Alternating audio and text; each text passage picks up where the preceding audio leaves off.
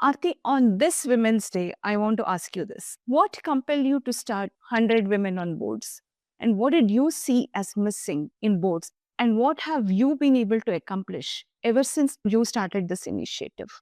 Yeah, I did want to add this, right? And Sarah, you've been part of the program. I did want to talk about the Women on Boards program that I have had the opportunity to co-curate with ISDM, right? And it was really, I think the universe conspired. We happened to come together when we were both the organization, the founder Ravi, Sharad, and I think we were all thinking the same thing, that here is an opportunity to find a lot of women who are in the corporate space, like yourself, who are, I think, at a stage where they want to redefine purpose, one, for themselves.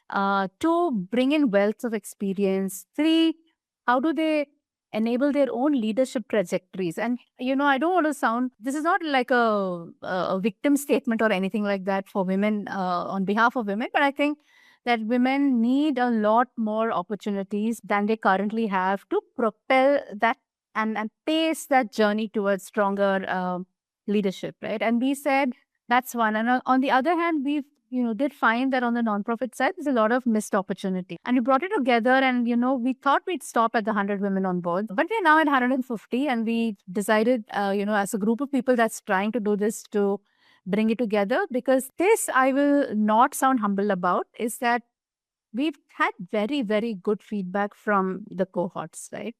And every cohort I end, because I've always asked, should we continue this or not? And I know it's going in the public domain, so this is a true statement. And everybody has said, no, you should continue this program. I agree. Uh, there you go. So yeah, so I think we want to do that. I think it will speak. It has many, many repercussions. I think it will create strong role models within institutions, homes, and so on, for women to be strong leaders, people around them seeing what that leadership is like, purposeful leadership, right?